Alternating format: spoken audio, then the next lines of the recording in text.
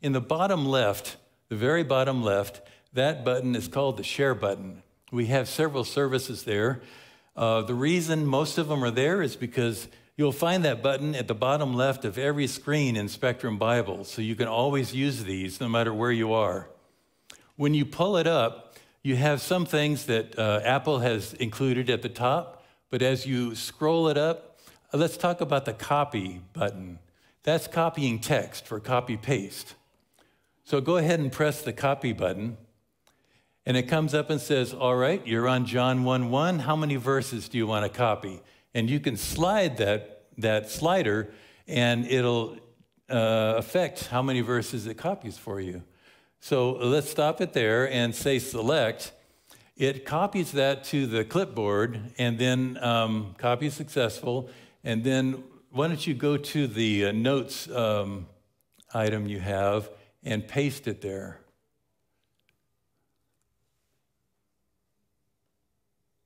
There it is. It has all of the verses you wanted, and it shows what version it came from. Which version does it pick? It picks the version you were looking at.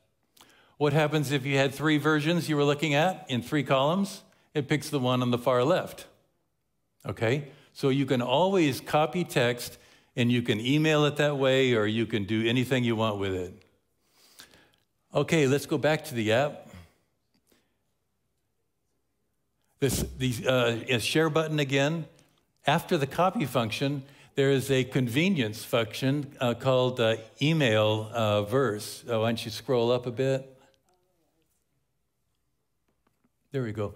Email verse. That's a convenience function. When you do that, it opens up an email document. It takes a screenshot of what you're looking at. So you're sending the verse that you're looking at plus the context plus the version you're looking at. So if that's what you want to do, that's the easiest way to do it. Okay, back up to Spectrum. When you do studies, when you do Flickr studies, when you create verse collections, when you study, those documents are saved on the device. And you want to have a second copy of that so that if anything happens, you have it still. And the backup to Spectrum will save everything you've created to your directory on the Spectrum server. Then if you go over to your iPad and open up Spectrum Bible with the same username, you just say restore from Spectrum and it all comes down. So that's how the sharing of data works like that. The last one in the share menu is how you learn about new features in Spectrum. This is the fastest way to learn about them. You'll notice Bubble Help close to the bottom. When you press that, you get a smoky window that has a table of contents on things you can learn about, features in Spectrum Bible. And when you go to one of the features, let's go to the second one, Greek. Yeah, touching a Greek word. You see it there? Yeah. When you go to there, it has a question. What happens when you swipe to the leftmost panel and touch a Greek word?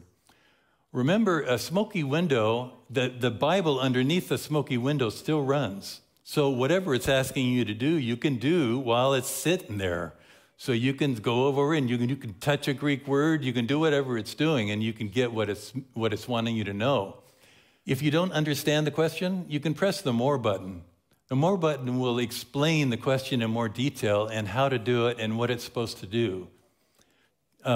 If you can't see the bottom of it, you just move the smoky window by pressing on the title area and dragging it. Okay, so that's the last of the share topics. Let's go back to John 1:1 and the New American Standard 2020. Yeah. All right. There's one other thing that I want to show in this at this point, and that's if you need to get a hold of me, you press the sign-on button, which is the button along the bottom that has your name on it if you've created a username. It has sign-on if you haven't. And in here, you'll see feedback. Press the feedback button, and it'll bring up an email with my name already written out, so you don't have to remember it. So that's what you do if you need to get a hold of me.